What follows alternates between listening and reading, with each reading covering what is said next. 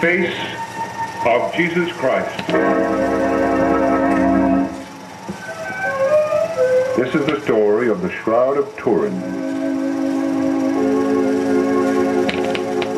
The narrator for our story is the Reverend Adam J. Otterbein of the Redemptorist Fathers, President of the Holy Shroud Guild at East Opus, New York.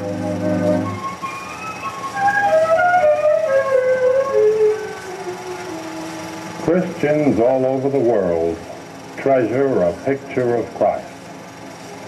Down through the centuries, men have turned to the great artists and said to them, "Show Christ to us." In response to this challenge, almost every one of the great masters has given us a portrait of Christ. But these portraits of Christ differ one from another almost as much as the men who painted them. Some have portrayed Christ as weak, delicate, almost effeminate. Others have portrayed him as strong, robust, and athletic. Some have painted him as meek and kind, while others have painted him fierce and almost terrible to behold. These paintings of Christ can hardly be called portraits of Christ, for there is not in existence a single painting which was made by a contemporary of Christ. As a matter of fact, we do not have even a detailed word picture of Christ. These paintings are merely an artist's conception of how Christ might have looked. Have you ever stopped to wonder just how Christ actually looked? What a wonderful thing it would be if we could go back 2,000 years and see the actual features of Christ. You know, fact is sometimes stranger than fiction, and I believe it to be a fact that we have a photograph of the actual features of Christ. Impossible, you say? Then listen to my story. The Gospels tell us that the disciples took down the body of Christ from the cross and placed it in a clean linen cloth, and then laid it in the nearby tomb. On Easter Sunday morning, the tomb was empty, for Christ had risen from the dead. But he left behind him in the tomb the burial cloth. What became of that burial cloth? Did the disciples preserve and treasure it? Was that cloth taken to Constantinople when the Saracens captured the Holy Land, and preserved in Constantinople in the palace of the emperor with other relics of the Passion? When the Crusaders sacked Constantinople, did one of the Crusaders steal the cloth with the other relics and treasures and take it back to the West, to France, to Lire, to Chambéry, so that the cloth that was preserved in Chambéry in France in the 14th century was actually the burial cloth of Christ? Later, that cloth was taken to Turin in 1578. There, it is still preserved today, venerated as the actual burial cloth of Christ. Ordinarily, the Shroud of Turin, as the cloth is called, is preserved in a precious silver reliquary and preserved on an altar in the chapel attached to the cathedral. But on rare occasions, the cloth is removed from the reliquary, mounted in a large wooden frame, and placed above the altar in the cathedral, exposed for veneration. On such occasions, if you look closely, you can see on the cloth a dim image, the vague outline of a human form. It is a strange image, but no one knew why it was so different until in 1898, when it was photographed for the first time by Secundo Pia, and he hastened to his dark room to develop his plate. As he watched the image gradually form on the photographic plate, he realized that there was something unusual about that image. As he looked more closely, he realized that instead of the usual negative image on the photographic plate, there appeared there a positive image.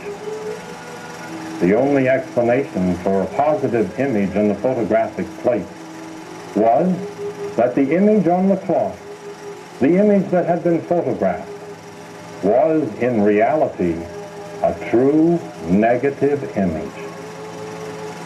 But how could this be?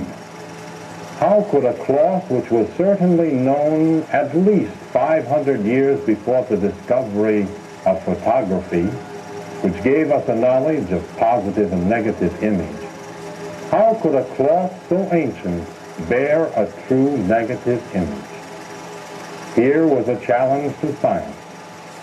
And in France, a group of scientists was formed under the direction of Dr. Paul Vignon. He was assisted by many of the outstanding scientists of that day in France. Among them was Dr. Delage, a professed agnostic. He was interested in the cloth in Turin purely from a scientific standpoint. Dr. Delage, at the end of a period of 2 years of study and research, Dr. Delage, the agnostic, made a report to the French Academy of Science, the highest group of scientists in France, the same group to whom Louis Pasteur had made his famous report about a half a century previously. But let me interrupt our story for a moment and show you a photograph of the cloth.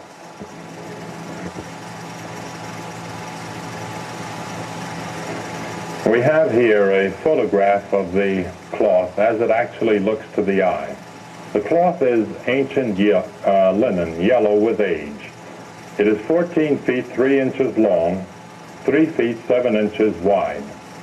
The most noticeable marks on the cloth are these dark lines which run parallel almost the entire length of the cloth. And then these large dark areas along those parallel dark lines. These are scorch marks, marks of the damage caused by the fire on the night of December the 3rd, 1532. At that time, the sacristy of the church in Chambéry was destroyed by fire. The cloth was rescued, but not before one side of the reliquary was melted by the heat of the fire. The cloth, which on that occasion was folded into a small square, was scorched along this side by the heat of the fire. In fact, a drop of the molten silver fell on this corner of the cloth and burned a hole through the various layers, so that when the cloth was unfolded, we have these parallel dark lines running almost the entire length of the cloth, and on either side of those lines, the pairs of triangular holes, which later in 1555 were patched by the Fourclair sisters. Providentially, the image which we are interested lies between those dark lines and was only partly damaged by the fire. Here, if you look closely, I think you can make out the outline of the human face, the hair, the trickle of blood on the forehead, the eyebrows, the nose, the mustache, and the beard. The chest area with the arms and the hands crossed, finally going down the legs to the blood stain down by the feet. Now, coming back up again to the middle of the picture, we have the back of the head with the numerous blood stains in the head area, the shoulders, the back with the many bruises, the bruises extending down over the entire back, down over the thighs, down over the calf, the leg, and finally we come to the imprint of the sole of this foot and a partial imprint of the sole of this foot. This is the image as it was known for centuries.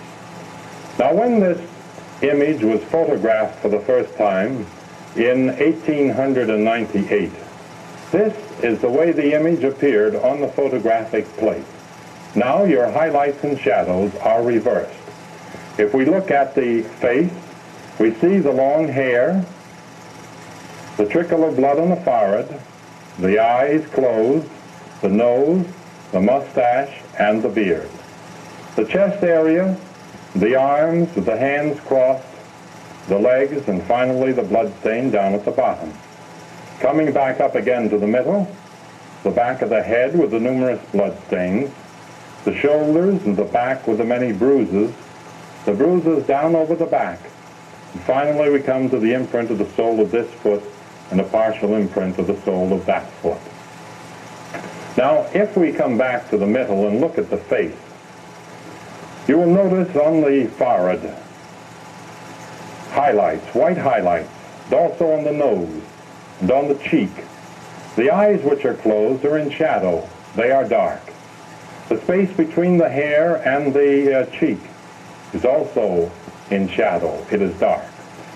Since we have white highlights and black shadows, we call this image a positive image.